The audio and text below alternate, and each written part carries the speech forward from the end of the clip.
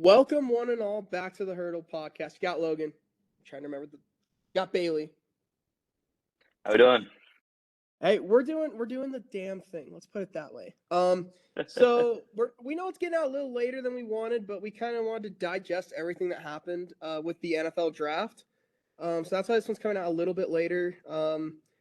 But yeah, we're gonna kind of go over our 5 winners, 5 losers, and kind of 5 sleepers. We're not obviously gonna go over every single team because some teams like ours, like for me, Dallas had the exact draft I felt like they needed and wanted, and it's not like earth-shattering. They made a big move, and I think Bailey can attest for Minnesota. That's kind of the same deal, right, Bailey? Yeah, I think with the Vikings, I love the Addison pick. I might have some tickets on him for Rookie of the Year sleepers, but I like because you just have to replace Thielen in his 1,000 yards, 10 touchdowns, and I actually somewhat enjoyed what they did on the back end. They took Blackman, the kid out of USC, who's a corner, and the Vikings haven't drafted a good corner since probably Xavier Rhodes. Yep. And then they got some more help up front, so they gave Brian Flores some new tools, and I do really like what the Vikings did. Yeah. Yeah, but this ain't about our team. This is about the winners, losers, and the sleepers of the 2023 NFL Draft. So we're going to get into it. Our first winner, I think the biggest obvious winner, I think we can both agree on this. Unfortunately, it's the Philadelphia Eagles. I don't know how Howie Roseman does it. Bailey made the lovely comment during the draft that I won't say on here, but truly, Howie Roseman has the biggest cojones of anyone in the NFL. He not only moves up to draft, I think what we both thought was the second best defensive player on the board, maybe one, and Jalen Carter moved up a spot, didn't give up anything, really. And then they proceed to get another Georgia player, Nolan Smith, at 30. So they're building a Georgia defense. And they said, you know what? We'll keep going. Let's trade for DeAndre Swift, who's a former running back of Georgia, because of the Lions' boneheadedness, but we'll get into that later. And then they get Ringo in like the 3rd round, 4th round, who in a lot of mocks that we had was at least a first, maybe a second. Yeah. And I don't know how Howie Roseman keeps doing it, but Philly just had the best draft. I think maybe one of the better drafts of all time. It was truly something to behold. Yeah, Howie, man, he knows how to work. He knows how to work the draft. I want to get into actually more about the Swift trade. We can just do it now. With the Lions taking Gibbs at 12, which I think shell-shocked everyone that had any brain power going towards this year's draft. Just because running back is just such a falling position. And then Howie Roseman moves a 4th, and then they swap 7ths, and he acquires not one of the better dual threat running backs in the league, but with Philly's offense, I think he can be. I think there's really high potential there. And you saw what Miles Sanders did last year. And the first year that we did the podcast, we were begging Sirianni to use Miles Sanders more. Hopefully we don't have to do that with DeAndre Swift. But you can just get the ball to him in a variety of ways.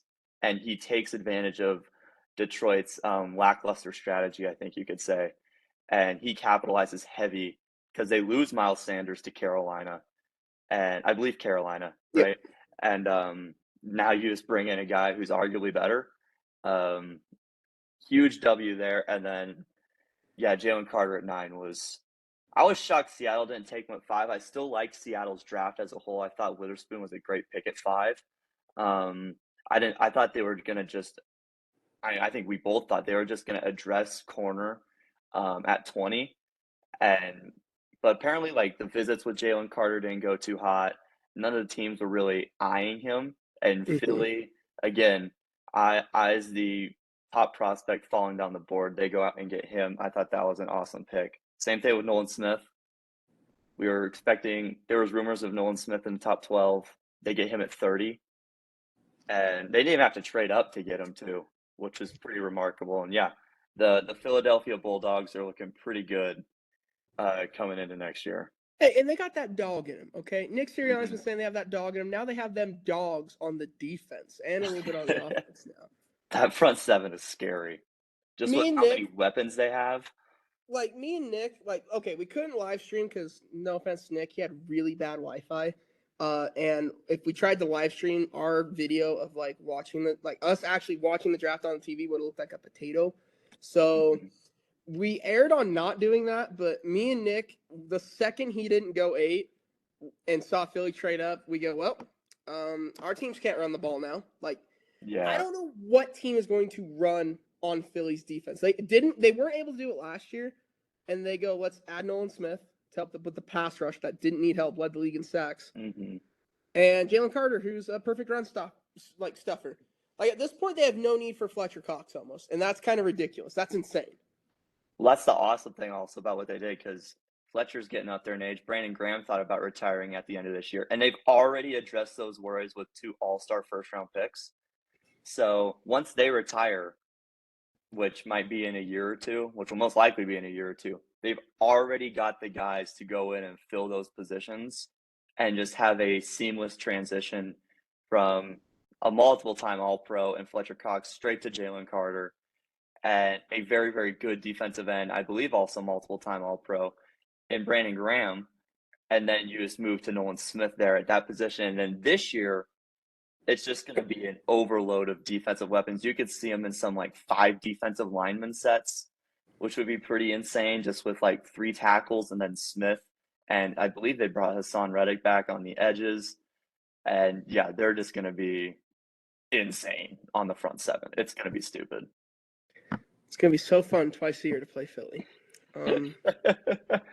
Let's shift gears to our next big winner, Arizona. We have the Cardinals being a big winner.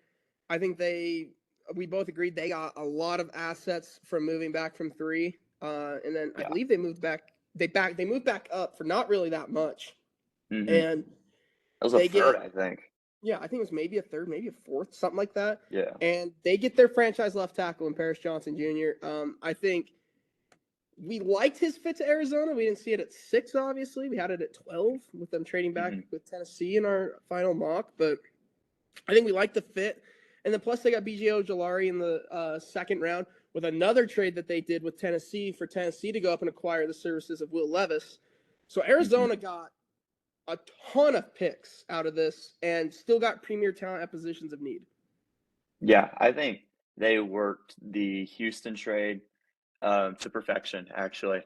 To get Houston's first round pick next year, I think is a massive win for Arizona because they just need so many pieces defensively, and that offensive line is struggling. And now D Hop wants out, Buda wants out. I'm surprised Buda didn't get traded on draft day. That was a little bit of a There was shock. like But no real big player ones in the first round. yeah, no players really got shipped. It was just a lot of picks for one big pick. And that's what it was here. And I thought Arizona pulled out, especially for a new GM, pulled out a massive win. Um, just to get Houston's first, you only move down 9 spots. They got a second and a third for the year after from Houston, which are going to be very high up in the draft because I just don't think, even though Houston also had a good draft this year, I just don't think they got Stroud, they got Will Anderson. I just don't know how many wins that's going to add to their total just because they're both so young. They have to develop. So I think Arizona, and then still getting their guy, moving just right back up to 6. And yeah, like you said, there was just a huge gap in the amount that they had to trade and that they got. So huge win for Arizona there that I really liked. And I also like BJ Ojolari at the top of the second round. They need edge. JJ Watt retired. You got to get some speed there. And after they lost Chandler Jones, they've had absolutely no pass rush. So I think that's also a massive win. Yeah, for sure. Next big winner, I also hate saying this one, the New York Football Giants. Mhm. They addressed everything we wanted them to. Corner, interior O-line, Yep. and a speedy receiver. Yep. And they got all of that. They go Banks first round, which I love Banks. I'm so sad he's going to be a Giant because now I can't Yep. root for him. But then they get John Schmitz, the center out of Minnesota, in the second round, which is a big position in need for them. And then they get Jalen Hyatt, the speedster out of Tennessee. I really think the Giants worked their boards well. I think they stayed put and got the guys they wanted and needed, and kind of just came out of this draft perfectly. I don't really picture a draft better for the New York Giants than what they did last Thursday. Yeah, I agree. I mean, it's crazy once you get a new GM that's much better at drafting, how much better your drafts go. Weird. Dave Gettleman, not a great drafter. And you could say, hey, he's got Jones and Barkley right now as their 2 main pieces. But then the rest of the team, it's all been I believe it's Schoen, right? Joe Schoen. I believe so. And yeah, he had a wonderful draft. I mean, you talk about like the great players, so they say like they let the game come to them. The Giants let the draft kind of just work its way through. They traded up the one spot to get Banks, which they traded a fourth or something like that next year. And it's to secure their guy. Whatever. Yeah, they went out and they got their guy, which Wink seemed very, very happy about. So that's awesome for their defense, especially when you draw all those blitz pressures that New York likes to do. They like to show pressure a lot and then rush 3, and then they'll show pressure on 3rd down and blitz 7. And you have to have great corners in a scheme like that. So now that you have Banks on the other side of Adoree, that's awesome. The interior O-line has struggled really bad, and they have their tackles in Thomas and Neal, I think. Thomas was great last year. Neal was off and on, but it was his rookie year. He's going to develop. I think he's going to be a beast. So then you got and get some center help, which I thought was great. And I love the Jalen Hyatt pick in the 3rd round. I thought he was an easy 2nd rounder. And they just let value come to them. And he's going to add some verticality to this offense that I think really lacks outside of really Waller. Like Shepard's not an incredible deep threat. Slayton's decent as a deep threat. Wandale's a slot guy. So I love the addition of Jalen Hyatt to be able to stretch the field a little more when you have such a run-centric offense.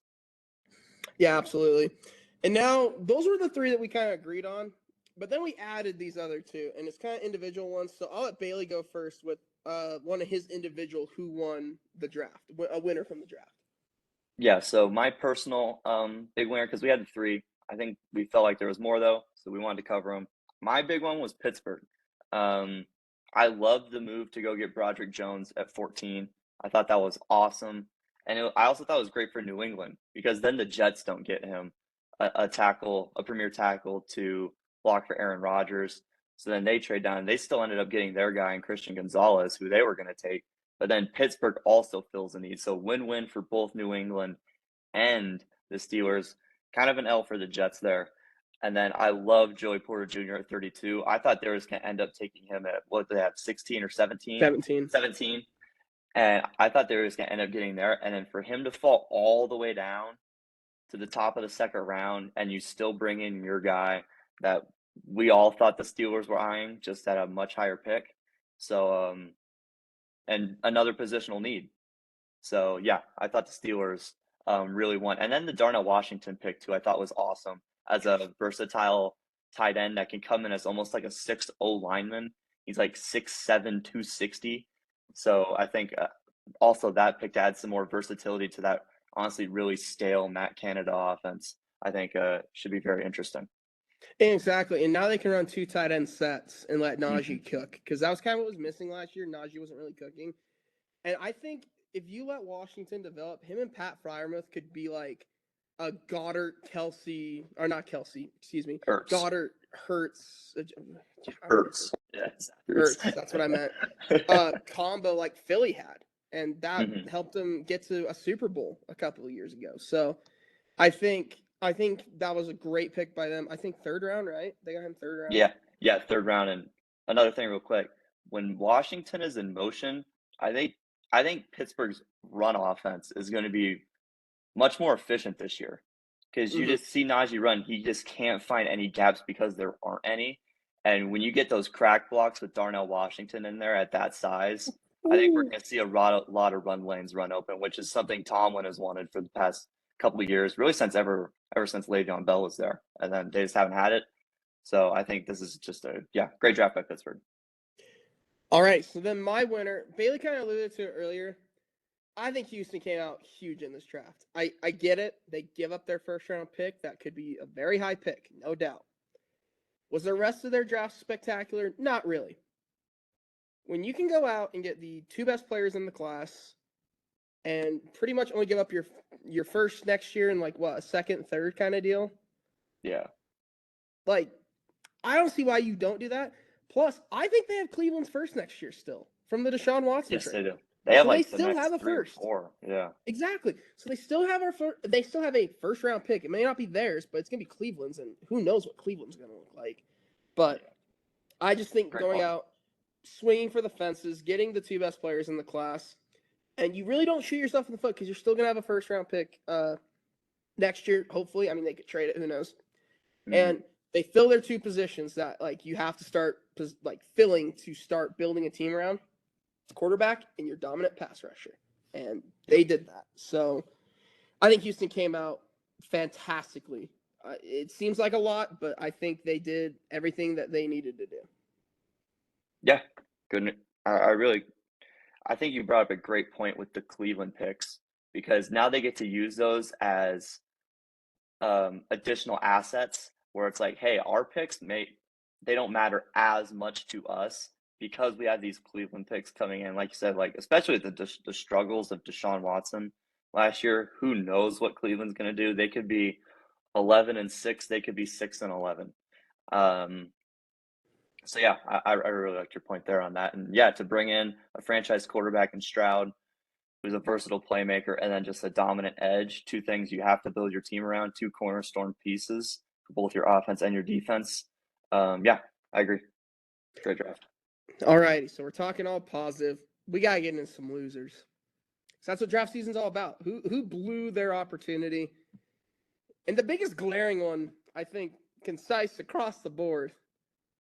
What the hell was Detroit doing in the first round? My God, I have never in my life sat there and gone, oh, this is like, there's no way it's this, and they do it twice. They do it twice. They take Jahmyr Gibbs at 12, which I don't think we had until a second-round pick, maybe a third. Like second to the Bills, yeah. Detroit could have gotten him in the second. They didn't need to do that. If you're going to do that, if you're going to sit at 12 or trade back to 12, then you need to move right back up to 7 and take Bijan. If you were going to take a running back in this class, it had to be Bijan. And I had a feeling a lot of people in the league knew he was going to Atlanta, so he had to jump Atlanta. So if you're going to take a running back, why wouldn't you just either stay put or trade just back up to 7? And you were at 6. You were at 6. Why not just take him at 6? Yeah, either stay put, take him at 6, or if you really wanted to trade back and the value was too much, trade right back up. That's what Houston did. Houston traded right back up. Yep. Jack Campbell at 18 was a head scratcher. It's a position of need. It was a good fill, but like Jack Campbell in the first round, not my favorite of picks. And then they love their Iowa guys because they take Laporta over Michael Mayer and Darnell Washington, who I think we thought it was Kincaid, Mayer, Washington. Yep. And I think Laporta was kind of a little further down. Yep. And that was a head scratcher. I think the only two positives that can come out of Detroit's draft was the Brian Branch pick was huge because now you can pair him with Chauncey Gardner-Johnson, who we thought Philly was going to take to replace Chauncey Gardner-Johnson. So now you have pretty much two Chauncey Gardner-Johnsons in your back into your secondary, which is huge. And they get an insurance policy at quarterback in Hendon Hooker. I think it was great value. It kind of puts a little pressure on Goff, but like you're not being like, all right, you got to win. Like it's not a QB competition. No, it's a good if Jared Goff gets hurt or if Jared Goff is really sucking and the lines are bad at the end and they go, let's see what we got in the kid. It reminds me a lot of what Minnesota did with Kellen Mond, except they never let Kellen Mond play. Well, we were never in the positions to let Kellen Mond play. We were always like scratching for playoff position, which just never let Mond see the field. So then it's like you kind of just have to chalk it up to like preseason stuff with Mond. I think for me, it reminds me a little more of Desmond Ritter.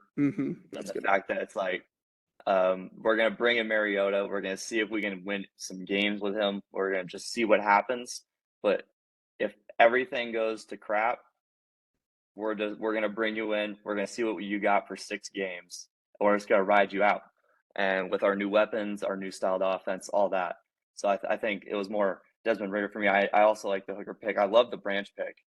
They have 2 safeties that can really make some plays and help out along that front 7, get some tackles. But I liked the trade up for him because he was falling like a rock, and I thought that was great. That was a great spot for value there. I'm surprised Philly didn't jump on that, but I think Philly's leaving their options open for Buddha. So I think that's kind of where they're holding out for. But yeah, Gibbs at 12, like what the hell? We were so perplexed. I've never been I don't think in the past 5 years I've been so confused with a draft pick. Like, I didn't love Trayvon at 1 last year because his resurgence up the draft board was confusing, to say the least, because Aiden Hutchinson was clearly dominant. He was awesome, and he went right after it too. But, like, coming out of college, he was clearly the better player, I thought. And then you have all these drafts, like Sauce Gardner shooting up boards and all this, and then Walker just magically goes 1. Yeah. Gibbs, I kind of felt was like there was nothing that signified, hey, Detroit loves Jahmyr Gibbs. There was no reports that came out that said Detroit might take Gibbs at 12 or at 6 or 18 or whatever because they traded down. So, of course, there'd be no reports of them taking at 12. But like, nothing at 18, which they still could have easily got him at 18. If you really wanted to take him in the first round and have the 5th-year option, you could have easily taken him at 18. I've never been just so confused by a pick where it's like, yes, he's a great player. We're not knocking Jahmyr Gibbs' talent by any means. But it's like, if Bijan is there, you should have just taken Bijan at 6. That makes no sense.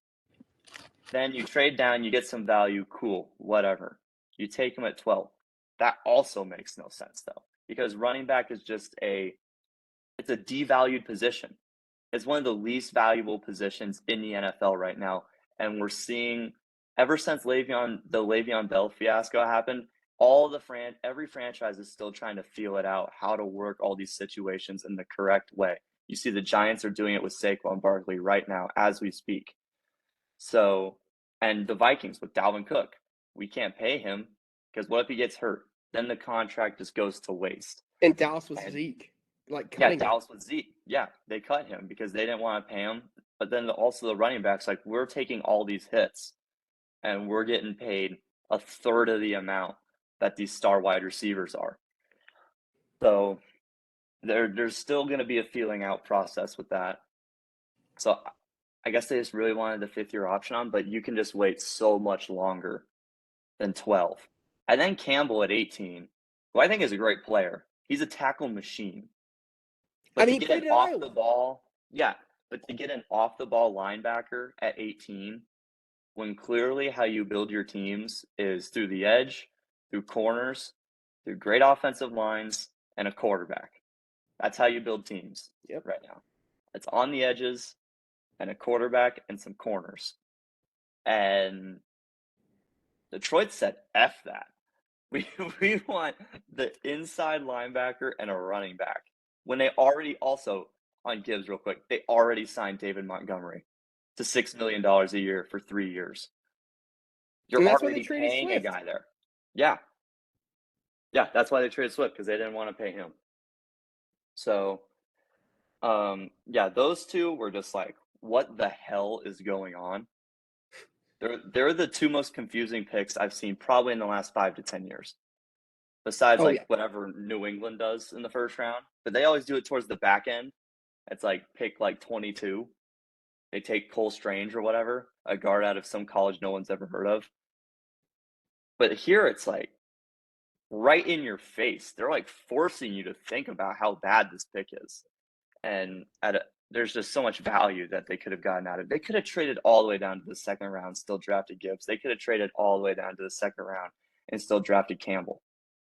It just doesn't make any sense. And that's without the Laporta pick. And the Laporta pick was bad too, because Michael Mayer, I think, was clearly 1B in the tight end options. Clearly. We had him going in the 1st round, I think, of every mock. Yep. Because he's that good. He's a Notre Dame tight end. Mm-hmm. I guess you can make the argument Laporta's an Iowa tight end, and they've produced 1. Yeah. Kittle, I guess. Perplexing to say the least. And Hawkinson, yes, of course. Maybe that's what they're trying to do. Mm-hmm. I don't know. Yeah. Yeah. We love Detroiting. We think Dan Campbell's got it figured out, and then they Detroit. Next, we got Denver. I think the big thing for us was your first pick's a receiver when you don't need receiver help unless you're trading Judy, which they didn't and haven't. And then it goes, you need O-line and D-line. didn't address any of them until the 6th round. It's like, Yeah. you filled all your other positions last year, which was smart, but now it's like, all right, you got 1 or 2 to fill. You need to fill them. You don't have premier picks. These picks have to count. Yep. And they take a receiver with their first one in like the 2nd round, and then botch the rest of the draft. I think personally. Yeah, I agree. I mean, like I think you could say, yeah, they got some value towards some spots, but it's like I believe they took Skinner out of Boise State to pair with I think, Justin Simmons. I believe so. I think the I Chargers can might have double gotten him, check but that. I'm not sure.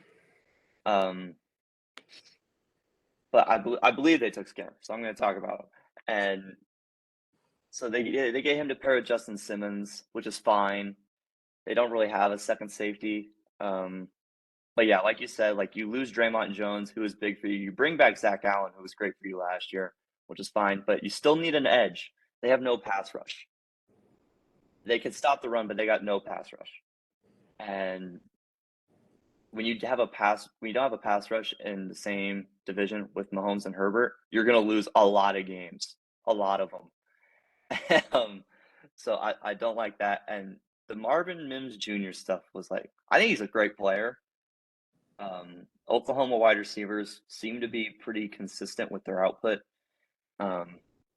especially when you look at CeeDee Lamb. But it's like you have Judy, you have Sutton. Teams are acquiring you all the time about moving one of those guys. Maybe it's a Sean Payton pick.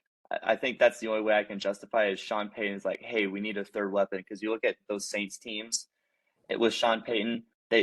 When they were really, really, really good, they had 3 guys. They had Jimmy Graham, they had Robert Meacham, they had Marquise Colston. Those were their 3 guys. And they were all either breaching 1,000 yards or getting very close to. So maybe that's kind of the new look that they're going for. And they also had Ted Ginn during those years, who was great as well. So maybe that's what they're kind of looking for is like the Ted Ginn guy with Marvin Mims. And then Sutton's like your Marquise Colston and Judy's like your Robert Meacham. So maybe that's what they're looking for with the Sean Payton offense. I think that's the only really way I can justify it, though, because they had much bigger needs at every other position except for quarterback because you got to ride with Russell Wilson now. Let's ride.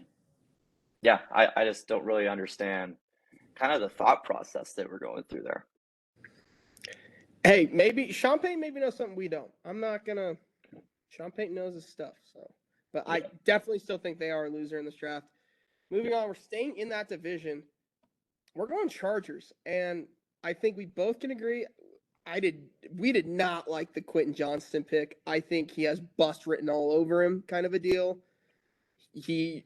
Not to pair him with another TCU receiver, but I felt like Laquan Treadwell had all this hype too and was absolutely terrible. You're killing me today, dude. Mond and Laquan Mond and Treadwell? yeah, I'm sorry. But like, Damn. doesn't he remind you of that? Just a little smaller though? Yeah. I can see it. Like the catch rate was definitely a worry for Quentin Johnston. That was kind of like his big downfall, I guess. I just don't like it for like the fit reasons. Like I understand Mike Williams plays like 4.5 games out of the year,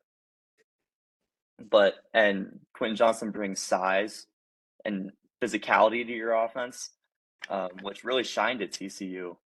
It's like I just don't know if you can build rosters that way with your first round picks. Like if Johnston was there in like the early 3rd, absolutely. You take him, then it's like, okay, Mike Williams is out. We can throw Johnston right in there. And our offense is almost it's not gonna be the exact same because Mike Williams is proven. But theoretically, the style of the offense can be very, very similar, right? I just don't think you do that with your first round picks. And I would like to see some development. If you're going to go offensively, I would like to see some development more towards like a Dalton Kincaid, where it's like now we have a threat that teams' linebackers and safeties have to worry about. And then that takes away help over the top for Mike Williams. And then you get the one-on-one matchups you're looking for. Now he's got 2 big outside receiver guys. And now Keenan is permanently in the slot, which I don't love. Yeah, exactly. And then I don't feel like they addressed any other holes. I mean, hey, they got Max Duggan, I guess, but like the TCU kids, I guess, are staying in LA, maybe, but it's just like outside of that, they didn't do anything that I was like, wow, what a great pick that fills a hole. And they took I like the Henley pick. in the third round. I believe it's Dion out of Washington State. I like him, especially because they didn't pick up the 5th year on Kenneth Murray, who's been very, very off and on for them. So they don't pick up his 5th year. You take a guy in the third rounder to instantly replace him. So I like that draft pick. But yeah, otherwise outside of that, for me it was just like the Quentin Johnson stuff. Now it seems like everyone's kind of like setting the roles because Mike Williams can't play the slot and Quentin Johnston can't play the slot. So now you lose your versatility with moving Keenan Allen around in all these formations, which was what made him kind of unguardable to pair that with his route running. Now it's like Keenan Allen's just mainly playing in the slot, but you got some big dudes that Justin Herbert can throw the ball to now. So maybe we'll see them be even more aggressive than they have been in the past years with Kellen Moore now. Yeah, and I mean, like, I felt like maybe it was also perplexing because, like, I felt like Darius Guyton was kind of bringing his role to that offense more. Like, he was more of a, like, not a permanent slot. And Josh he was, Palmer. And Josh Palmer. And Josh Palmer. I felt like they were fine at receiver because they have Justin Herbert. Mm-hmm. Like, yeah. Who knows? Bailey, take the Niners away because we also have them losers in this draft. Yeah, I get it. They didn't have any, like, big premium picks. But, like, they were just taking dudes, like, I have never heard of. And then they took a kicker in the third round. I understand Gold is, like, 48 years old. He's got to get replaced. And he's gone. Some point. Oh, he's gone? Yep. Okay, so they did need a kicker. But you can address that, like, in the 6th round. I don't think any teams, in my opinion, maybe San Francisco did their calling around. Like, hey, Baltimore, you're really looking for a kicker in the 3rd round to replace Justin Tucker here soon. I just didn't feel like 3rd round kicker is the way to go, especially when you have some worries at corner still. You don't have any like superstar talent there. Like you could have traded that 3rd round pick for Jalen Ramsey. Granted, the Rams would have never traded it to you because you're in division, maybe a 2nd round pick. But you could have traded that pick for Jalen Ramsey and gotten 3 years out of him. And maybe there's some cap stuff that I'm not thinking of, just theoretically. And I just don't think they addressed any like huge positions of need. They took a safety in the 3rd round. You already got Jimmy Ward, who's great, and you still have who's the dude that dropped the pick 2 years ago? Hufanga? Yeah, he didn't drop the pick. That was Charvarius Ward. But yeah, they still have Hufanga, who's awesome. He's great. He's a great in the box safety for them. He's very versatile in that defense. So yeah, I just felt like they didn't add anything to make me say, hey, these guys can push past the Eagles now, which is their whole goal. Their whole goal is to win the Super Bowl. And that's what every team in the NFC is chasing right now is how do we beat Philly? How do we top Philly? And when we come out and say Philly had the best draft and you're one of the teams that had one of the worst drafts, it's like tough. It's a tough look. I think for me, I'm not going to talk long on my like solo loser. I think it was more a panic thing. I think the Raiders kind of came out of this draft, and the Raiders draft how the Raiders draft. I know that they're the Raiders, but like I think they had everything going for them to take whoever they wanted. I think we said this. I think they wanted Witherspoon. I think they were set on Witherspoon. And when he went at 5, I felt like they panicked. And then they see Arizona jump up, and they're like, oh well, they're going to take Tyree Wilson because they need an edge, and they take a tackle. So then they're like, well, shit, like what are we going to do?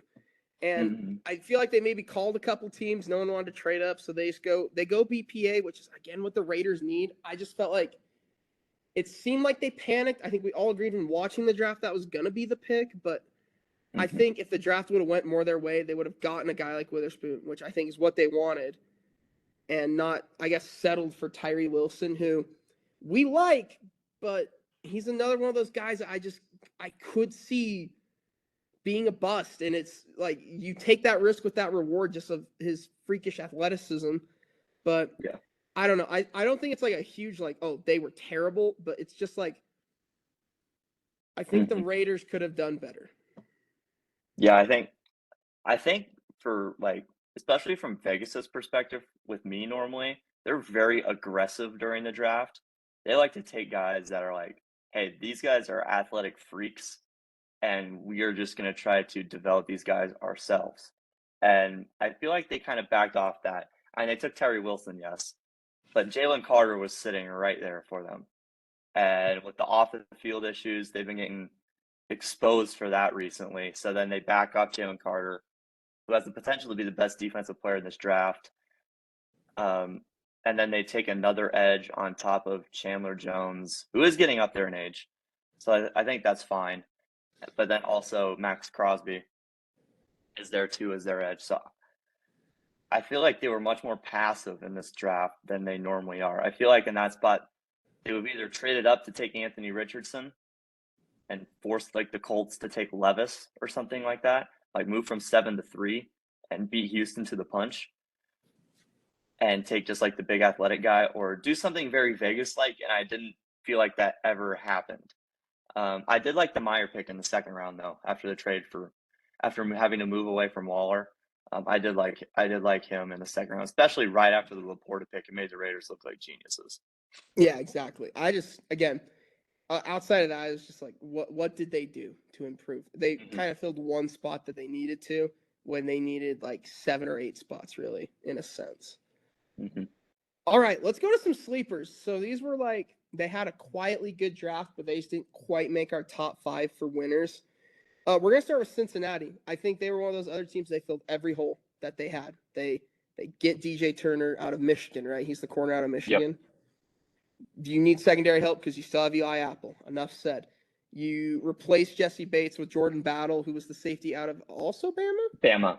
Yep. Also Bama. A Bama mentality at safety. And then your first-round pick is Myles Murphy, who has so much upside. It was just one of those, again, him and Brian Breezy were the same kind of deal. All this upside, they just had down years because they're freshman years and were great at Clemson. And you're kind of banking off that potential. I think Cincy had a pretty good draft. Yeah, I agree. Especially, I thought they were going to take Turner in the first round or Joey Porter Jr. I thought they were going corner in the first round just because you have to get Eli Apple off your field to come playoff time. He's just getting exposed in the playoffs for as much trash as he talks. And DJ Turner just replaces that with pure speed and athleticism, 4.26 40, ran the fastest 40 in the combine. And then the fact that they got him in the second, loved that pick. Loved that pick for Cincinnati. Also loved the Jordan Battle pick because you lose a top 5 safety in the league, probably top 3 in Jesse Bates, who you could argue is actually the best coverage safety in the draft. And now you replace him with Jordan Battle, which he was in that 1-2 tandem with Brian Branch. And Brian Branch was the more in-the-box Jamal Adams kind of guy, and Battle was your more over-the-top safety coverage kind of guy. So I think they brought in the perfect archetype to replace Jesse Bates there. And yeah, like you said, Murphy and Hendrickson on that front 7 with DJ Reader is going to be really nice, especially if Murphy develops. Exactly, and especially in this division where Lamar's staying, so like you have to get after him. So I think the Myles Murphy one's a great upside kind of pick. Go ahead. Also, too, really quick, like in the playoffs, you're facing Josh Allen, you're facing Patrick Mahomes. You're going to get one of the two almost every year. It's almost guaranteed. Got to have pass rush there. Exactly. Couldn't agree more. Or like a Justin Herbert if they ever decide to do anything. Yep. Or Lawrence. Like the AFC's loaded. Yeah, the AFC's loaded and the NFC's sitting there with Jalen Hurts. Another sleeper we got is Buffalo. I personally, I'll put my bias in here. I hate Buffalo. They traded up for Kincaid. I thought Dallas was going to take Kincaid. I thought that was the move, and they jumped him by a pick. It's whatever. I think that pick is phenomenal. He stretches the field for Buffalo as another receiving threat for Josh Allen. And then you fill your needs. You need interior O-line. They go get Osiris Torrance, who I had in, I think, one of our mocks, going to Dallas because he's the best guard in the class. And then they fill linebacker with Tremaine Edmonds. Tremaine Edmonds leaving with the kid out of Tulane. So I think they had a well-rounded draft. But I want you to talk about the Kincaid pick because I know it's growing on you. I love it, to be honest. Like, going back and watching the Cincy Buffalo game makes you realize like how little they have outside of Josh Allen running the ball himself and the Allen to Diggs connection. Like, Cincy manhandled them for the entirety of that game, and then once Buffalo was down like 21, they're like, we clearly can't throw on these guys, and Gabe Davis is not your fit in slots kind of guy. He's your stretch to field guy. They need another guy that can destroy zone coverage. I think Dalton Kincaid is just going to create matchup nightmares, especially for teams like Cincinnati, teams like Kansas City. That's just another weapon. When you look at the Bengals and the Bills, it's how do you match up with the playoff teams? I don't really think you're worried about in division what's happening. You got to look bigger picture. I think since he did that, I think Buffalo did that, which is why I love the Kincaid pick. He's just so versatile as a receiver, very explosive, whereas Dawson Knox is more of your red zone threat kind of guy. So I think in the 20s, you'll maybe see a little more two tight end, which is also going to be great for Josh Allen's run game and pounding it through James Cook, those guys. So I think their run game is going to get better in the red zone coming up this year. So yeah, I love the Kincaid pick for that. And the Torrance pick is going to help for that also too in the red zone. Just it's just how do you get better off that Cincinnati game? I think another versatile weapon and some O-line is going to really help with that. Yeah, for sure. And then they fill a big loss in the offseason, which is what you tried to do in the draft. Yep. Next, we got the Colts, and I think we felt it was coming, but I don't think either of us kind of like accepted the fact that like I think Anthony Richardson was always the pick for them. I think there was reports after the draft that they tried to trade up to 1 and we're just going to take him anyway.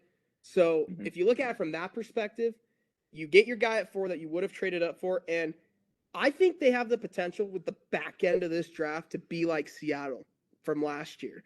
You go out, you get Brent, you get Freeland out of BYU, who's a massive tackle. You get Josh Downs, right? He's the receiver out of North Carolina. Yep. And you just add on and add on and add on. They got great value out of every pick, I felt like, especially if you look at it as they were going to take Richardson at 1 anyway, and he kind of just fell into their lap. Yeah. Like, clearly the headliner of their draft is Anthony Richardson. And it's like, well, how can the Colts be sleepers if they have a top 5 pick? And then you look at what they did on the back end of this draft, and they dominated. They dominated the back end of this draft. They went out and got 2 corners and Brent's out of Penn State, I believe, and Darius Rush out of South Carolina. 2 prospects we really liked and thought were going to go in the second round. They got Rush in the third, or could potentially go in the second round, I should say. So now you have 2 corners to pair with your permanent slot guy and Kenny Moore there, who's been fantastic for them over the past couple of years. You address some edge issues with Adibawore, Who we like. who is just an athletic monster. So then you get to pair him with DeForest Buckner on that front. We really like And him. Kwity Paye. Like you said, yeah, and Kwity Paye, yes, and Kwity Paye, and like you said, Freeland, another tackle.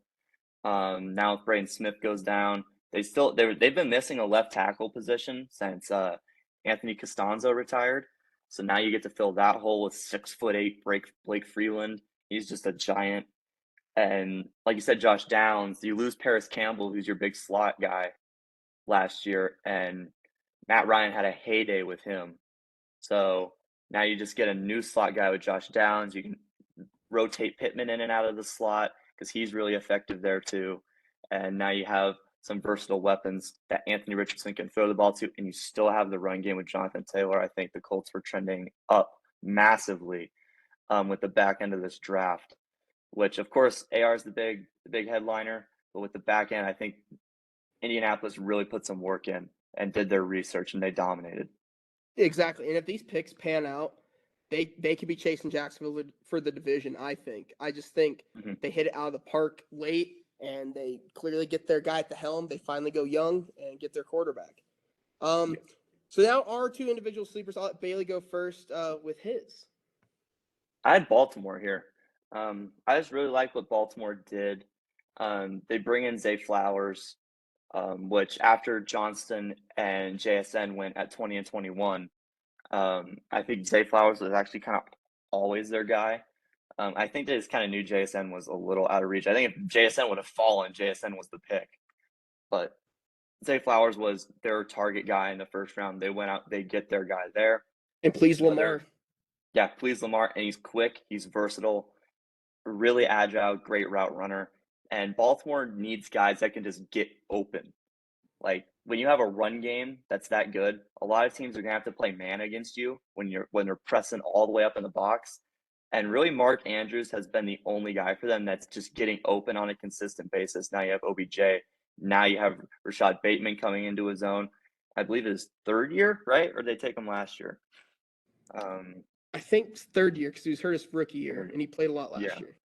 Okay, yeah. So he's coming into his third year, and I like that a lot. So I think their receiving core is developing very nicely. And I liked what they did with Trenton Simpson. They're not bringing back Patrick Queen, apparently. His fifth-year option's gone. So they spend their second or third rounder on a linebacker out of Clemson who was almost predicted to go in the first round. He was predicted above Jack Campbell, who the Lions took at 18, and you get him almost 2 rounds later. I like what the Ravens did there.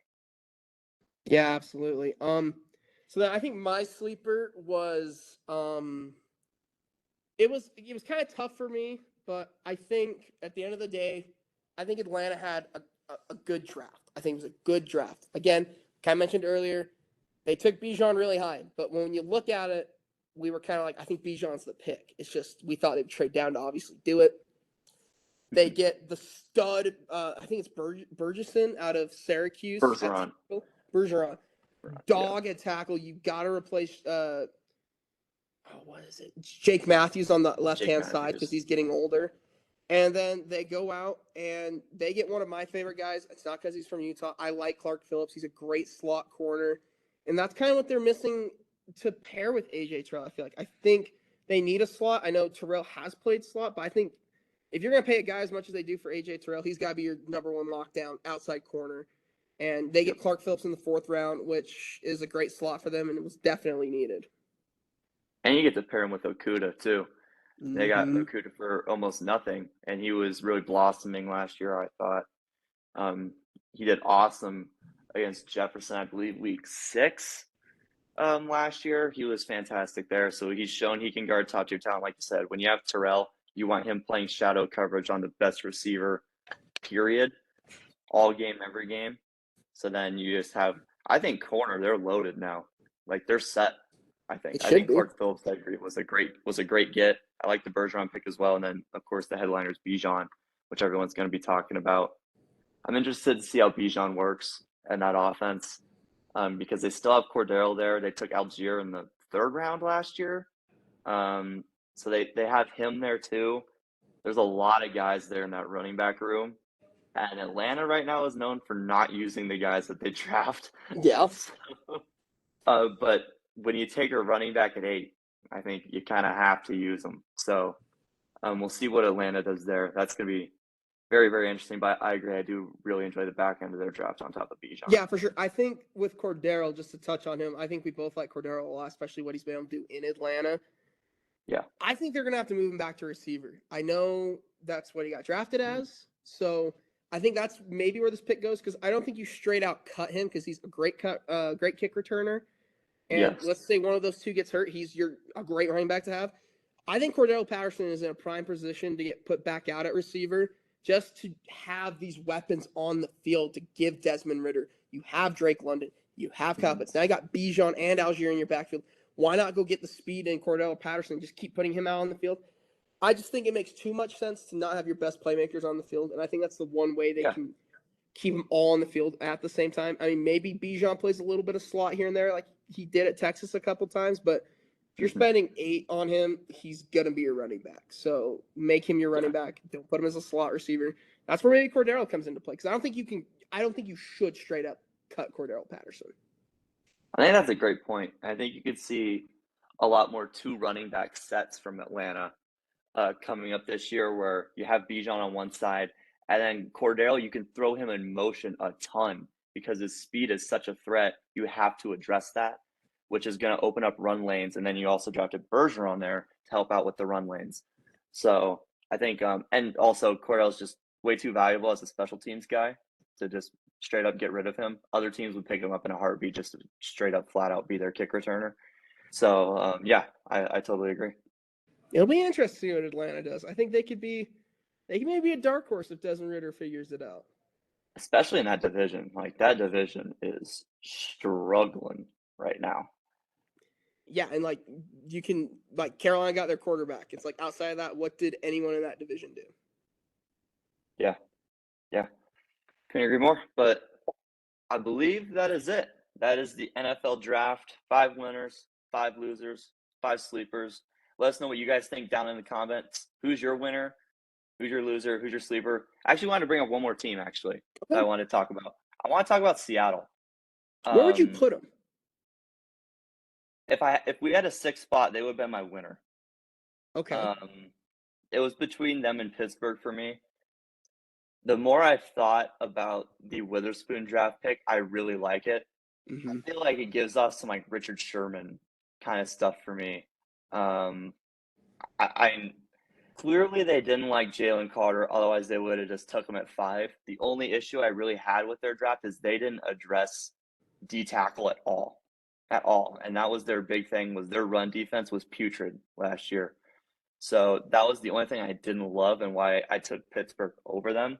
But JSN at 20 was an absolute steal of a draft. Lockett's on his way out here soon. He's like 32, 33, I believe. So he's going to have to hit the curb here eventually. And you bring in the best receiver in the draft to fill that spot at value at 20. And I really enjoyed the Witherspoon pick because if you didn't like Carter, Witherspoon was the next best defensive player on the board. So do you have anything else to say about Seattle? I think Seattle, like you said, I think the only thing that's concerning, like you said, no D tackle, but you brought back Bobby Wagner. Mm-hmm. Tackle machine, run stopping machine. Like that's what Bobby Wagner is. And like he's older, but like he was still doing that in LA. So and he knows the system. I think he knows the system. I think that maybe played in their decision a little bit. I think it could have had an impact. And obviously, clearly Carter didn't interview Will. Clearly didn't like him as much and we're concerned. Only time will tell if that's gonna be an issue for Philly. I don't ever hope so, but I mean it's Philly. Yeah. But I think Seattle filled what they needed and got premier talent. I think we can agree they got the best corner and best receiver in the class. And when you have a quarterback like Geno Smith, getting him more weapons just makes him look that much better. And they didn't panic. They didn't take a quarterback. Like they didn't need to take a quarterback.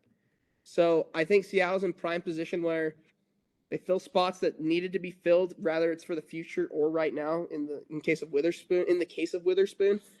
But I think, yeah, I would totally agree. I think if we put one more winner, it would have easily been Seattle. Okay. Good throw in there. Yeah, thank you. Yeah, I had to get that off my chest real quick. Yeah, now that's gonna do it. I guess 6 winners now, 5 losers, 5 sleepers. But yeah, for everything Hurdle Podcast from here on out, at Hurdle Podcast on Instagram. You got to give us a follow there. We're doing game recaps. I still got to get my Boston Celtics one out for game 1 because yikes. And we will be talking about that in the next pod. Speaking of the NBA playoffs, we're doing round 2. That's about to be recorded like right after this. It's coming out hours after this one is coming out. So watch this one, sleep, wake up, and then watch the NBA playoffs round 2 one. That's a great day, Beautiful I think. schedule. Yeah, absolutely. So then we're going to have that coming out also, and then we're going to have some Montana State basketball stuff coming out here. That's later on down the week. I think that's going to be Thursday is the target date we're looking at for the Montana State basketball stuff. Just some stuff that's happened in transfer portal that's really big out here for us. And also Spotify, type in Hurdle Sports to the search bar on Spotify. Mine and Logan's name is on it. And you can listen to strictly the audio versions of stuff over there. But I believe that's going to do it. I think so. NFL draft. Logan, Bailey, we're out, guys. Peace.